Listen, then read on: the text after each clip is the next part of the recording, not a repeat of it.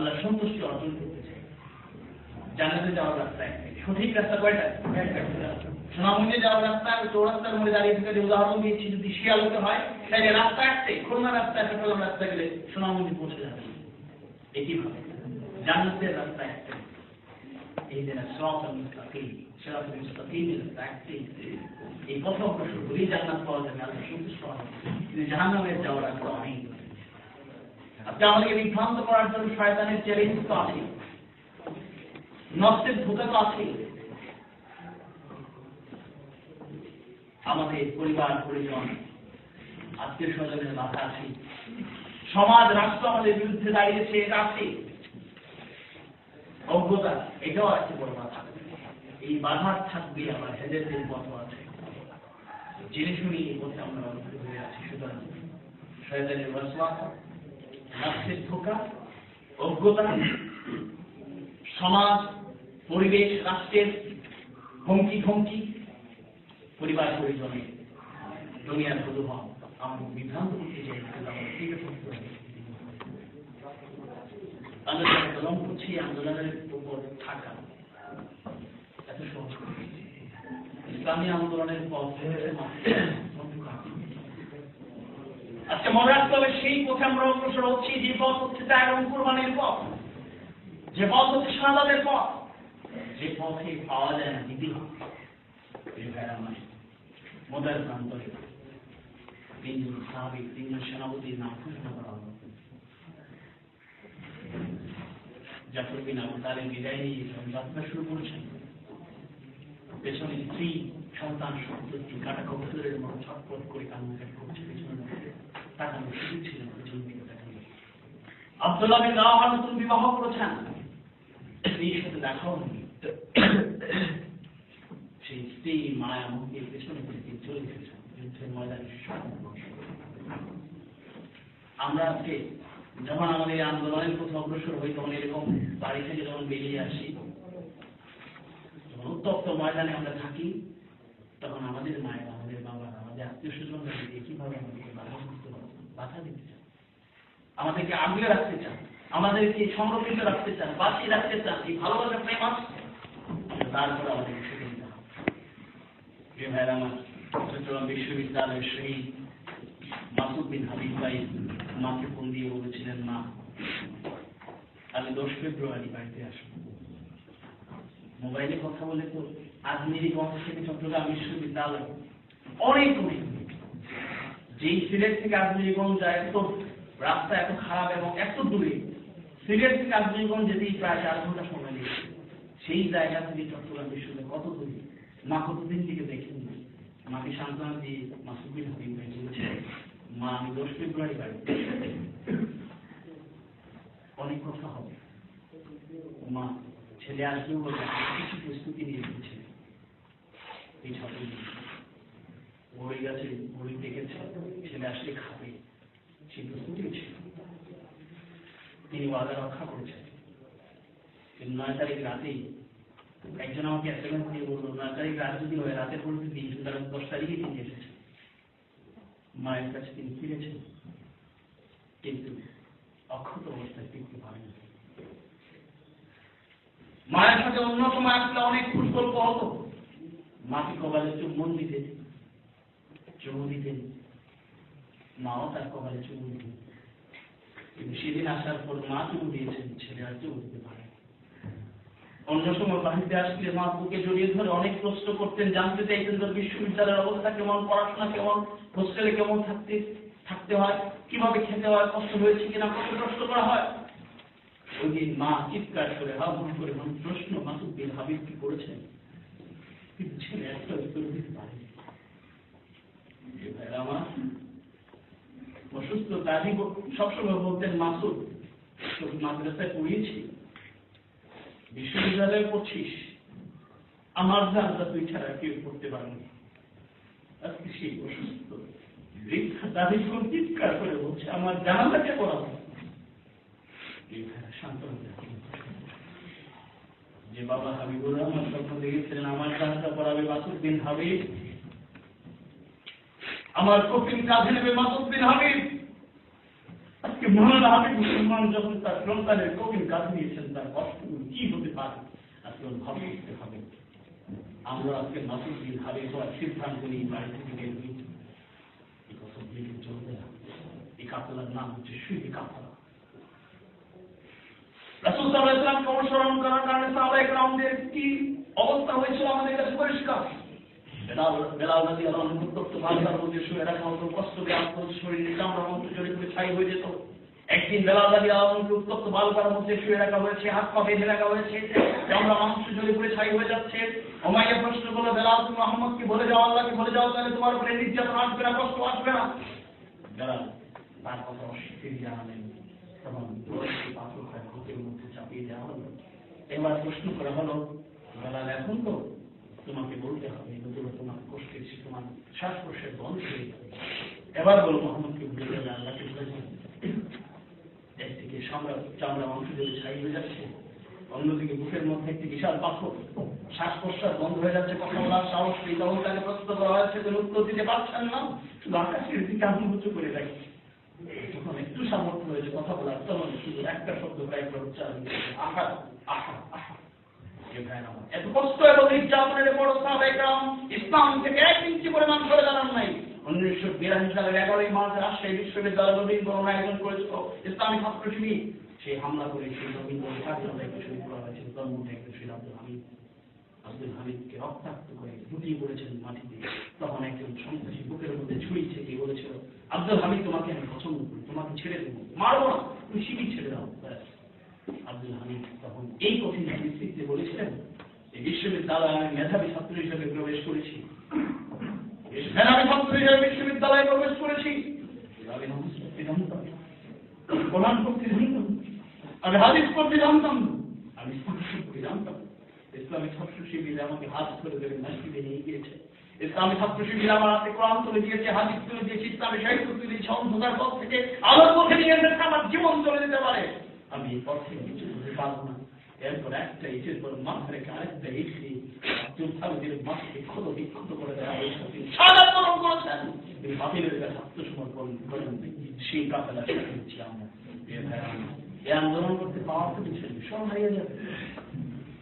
মুসাব বিন উমাইর আরবের সবচেয়ে স্মার্ট তরুণ, সবচেয়ে সুগন্ধি ব্যবহারকারী তিনি ছিলেন। মুসাব বিন উমাইর হেঁটে গিয়েছেন, তিনি না থাকলেও মানুষ বুঝতে পারতো এই রাস্তা দিয়ে মুসাব বিন উমাইর গিয়েছে। এত উন্নত সুগন্ধি তিনি ব্যবহার করতেন, এত সুন্দর কাপড় তিনি ব্যবহার করতেন, আরবের কেউ আর এরকম কাপড় ব্যবহার করতে পারত না।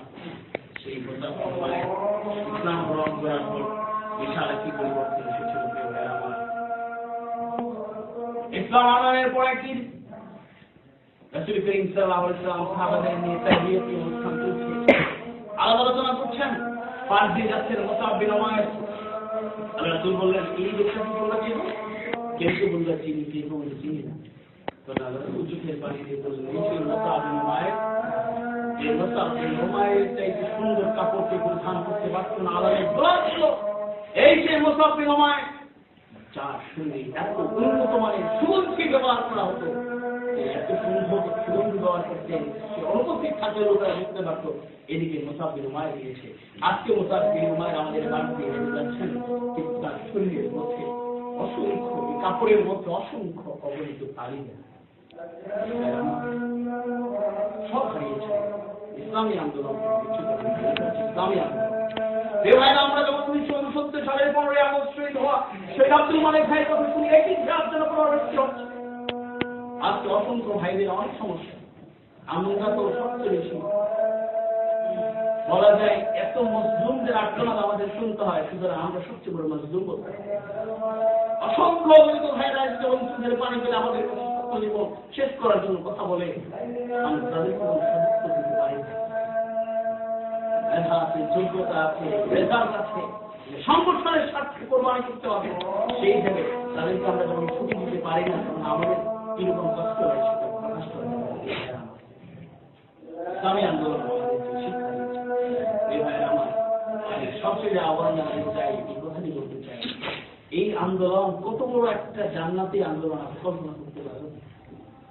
শিবিরের ইসলামী আন্দোলনের সবচেয়ে বড় শক্তি হচ্ছে ভ্রাতৃত্ব ভালোবাসা। এরকম ভালোবাসার জায়গা দুনিয়ার আর কোথাও নেই। এরকম ভালোবাসার জায়গা দুনিয়ার আর কোথাও নেই। এরকম ভালোবাসার জায়গা দুনিয়ার আর কোথাও নেই। ভাইরা আমার, এত ভালোবাসার জায়গা কোথাও নেই।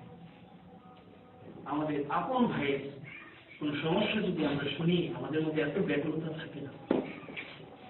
আমাদের আব্বু আম্মু অসুস্থ থাকার পর আমরা অনেক সময় ছুটি দিতে পারি না। ছুটি চাইলে যখন ছুটি পাই না, তখন আমরা চোখের পানি পেয়ে শুধু আল্লাহর কাছে দোয়া করি, ছাড়া কোনো উপায় থাকে না। কঠিন অবস্থা, সিচুয়েশন খারাপ, ছুটি দেওয়া হয় না, আব্বু আম্মুর মুখ থেকে আমরা বঞ্চিত হয়ে যাই প্রিয় ভাইয়েরা। কিন্তু আমাদের এত আবেগ থাকে না। আমাদের আপন ভাইয়েরা বোনেরা আব্বু আম্মু অসুস্থ থাকার পর অবশ্যই আমাদের দায়িত্ব খেদমত করা, কিন্তু এতটুকু বেতনটা তৈরি হয় না যখন আমরা শুনি আমাদের শিবিরের একজন কর্মী কিংবা সাথী অসুস্থ। ভাইরা আমাদের আপন ভাইদেরকে আঘাত করে, প্রহার করে, রক্তাক্ত করে, কিন্তু আমাদের হৃদয়ের মধ্যে এতটুকু আবেগ সৃষ্টি হয় না যখন আমরা শুনি আমাদের একজন শিবিরের ভাইদেরকে মারাত্মকভাবে আহত করা হয়েছে। এই কষ্টটা আমাদের কাছে বড় কষ্ট। এর কারণ হচ্ছে ইন্নামাল মুমিনুনা ইখওয়া। ইসলামী আন্দোলন আমাদের ভাই ভাই হিসেবে নিজেদেরকে তৈরি করতে শিক্ষা দিয়েছে। আজকে আমাদের শাহজালাল বিজ্ঞান ও প্রযুক্তি বিশ্ববিদ্যালয়ের সভাপতিকে আহত করা হয়েছে। আমরা কোন কোন ক্ষেত্রে অভিনয় করি, আমাদের ভাইদের সামনে গেলে আমরা অভিনয় করি, আমরা খুব শক্ত, আমরা দুর্বল। কিন্তু আমার বিশ্ববিদ্যালয়ের আঙুলের দিকে যখন তাকাই, তখন আমাদের কষ্ট আমরা খালি রাখতে পারি না। কয়েকদিন আগে আমাদের কৃষি বিশ্ববিদ্যালয়ে একজন ভাইকে এমন এক পরিবেশ ঘোষণা দেওয়া যাচ্ছে না, সিদ্ধান্ত নেওয়া যাচ্ছে না, আমাদের একজন কর্মীকে সারা রাত ছাত্রলীগের সন্ত্রাসীরা মারধর করেছেন।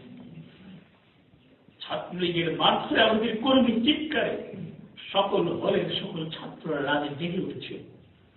কঠিন সিচুয়েশন ছাত্র হয়তো সংগঠনের স্বার্থে আমরা কোনো সিদ্ধান্ত নিতে পারিনি, কিন্তু আমাদের হৃদয়ে রক্তক্ষরণ হয়েছে। কয়েকদিন আগে সিলেটের তিলাপুর পয়েন্টে আমাদের প্রিয় দায়িত্বশীল এমসি কলেজের সাংগঠনিক সম্পাদকের পর্যায়ে দায়িত্বশীলকে তিলাপুরের রাস্তার মধ্যে ফেলে দেওয়া নির্যাতন করা হয়েছে। যদি আমরা একটু সিদ্ধান্ত দিতাম, তাহলে ছাত্রলীগের এই 50-60 জন সন্ত্রাসীকে সাহায্য করে তাদেরকে হয়তো সিদ্ধান্ত নিলে বড় ধরনের শাস্তি করা যেত, কিন্তু আমরা সেই সিদ্ধান্ত দিতে পারিনি সংগঠনের সাথে। আমাদের এই কাপড়া হচ্ছে এরকম একটা আবেগ এবং ভালোবাসার বন্ধনের কাপড়। এরকম জান্নাতে ভালোবাসার জায়গা কোথাও পাওয়া যাবে। আমাদের কাছে অনেক দায়িত্বশীল মাঝে মাঝে এসে বসে, একটু জরুরি দরকার, আসলো কথা বলে চলে গেল। যাওয়ার সময় বললাম কি জরুরি কথা, কথা তো হলো না, পরে বলবো। এসএমএস করে পাঠিয়ে দিল, মনটা খুব খারাপ ছিল, একটু কথা বললাম, ভালো হয়ে গিয়েছে, চলে গেল। সংগঠন হচ্ছে এরকম ভালোবাসা করতে যায় না। আমাদের মন যেমন খারাপ হয়ে যায়, ব্যক্তিগত সমস্যা, পারিবারিক সমস্যা, অর্থনৈতিক অনেক সমস্যা আমাদের কাটতে ধরে, তখন আমরা আমাদের জনশক্তিদের কাছে ছুটে যাই। অনেক সদস্যদের চেহারা দিকে তাকাই, অনেক সাথীদের চেহারা দিকে তাকাই, অনেক কর্মীদের চেহারা দিকে তাকালে কথা বললে আমাদের মন কেন জানি ভালো হয়ে যায়। এই জান্নাতে একটা ভালোবাসার জায়গা দুনিয়াটা কোথাও এরকম নিঃস্বার্থ ভালোবাসা আর কোথাও পাওয়া যাবে না। প্রিয় ভাইরা, আমাদের উদাত্ত আহ্বান জানাতে চাই, আমরা সেই কাতলায় সম্পৃক্ত হতে পেরেছি। আমরা শুকরিয়া আদায় করে শেষ করতে পারবো, শুকরিয়া আদায় করতে শেষ করতে পারবো। প্রিয় ভাইরা, আমি সবশেষে আপনাদেরকে আহ্বান জানাতে চাই, আজকে আমরা মাসুদ বিন হাবিব আল মুজাহিদের লাশ কফিন নিয়ে আমরা মিছিল করেছি, সারা দেশে বিক্ষোভ করেছি। আমরা জানি না সিদ্ধান্ত আসলে আমরা যারা বসে আলোচনা করছি এবং যারা শুনছি, আমরা জানি না সিচুয়েশন এরকম হতে পারে, আন্দোলনের কঠিন পর্যায়ে যেতে পারে, সিদ্ধান্ত আসতে পারে। সিদ্ধান্ত আসলে হয়তো আমাদের এই সুনামগঞ্জের রাজপথেও অনেক কফিন নিয়ে মিছিল করা লাগতে পারে। আমরা জানি না কাদের কফিন, কারা আমরা কাফিন, কাদের জানতাম, কারা পড়া। কিন্তু আন্দোলন সে দাবি করছে, আন্দোলনের বৃহৎ স্বার্থে শুধু মাওলানা মতিউর রহমান নিজামী আলাইহিস সালাম মুজাহিদ আলম সাইদিকে ফাঁসি দেওয়া তাদের মূল টার্গেট না, নেতৃত্ব শূন্য করা, আন্দোলনকে দুর্বল করাই হচ্ছে টার্গেট। সুতরাং আমরা রাব্বুল আলামিনের কাছে সেই সাহায্য চাই, যদি এই আন্দোলনকে সফল করার জন্য শুধু আমাদের নেতৃবৃন্দ নয়, আমাদের নেতৃবৃন্দকে হেফাজত করে রাব্বুল আলামিন যদি আমাদের মধ্য থেকে অসংখ্য অগণিত শহীদ কবুল করতে চান, আমরা সেই শাহাদাতের তামান্না নিয়ে রাজপথে ভূমিকা রাখার জন্য প্রস্তুত রয়েছি। শুধু আবেগ দিয়ে নয়, আমরা যদি এই সংকট দূর করতে চাই, এই সৈনিক আপনাকে এগিয়ে নিতে চাই, সংগঠনকে আরো সম্প্রসারিত করতে চাই, মজবুত করতে চাই, শক্তিশালী করতে চাই, তাহলে আমাদের সিদ্ধান্ত নিতে হবে। শুধু কথা বলে নয়, বরং তিনি নিজেকে গড়ে তোলার মাধ্যমে আমরা যাতে প্রত্যেকেই চূড়ান্ত শপথ নেওয়ার জন্য প্রস্তুতি নিতে পারি। আমরা কি আশা করতে পারি এই বছরে আমরা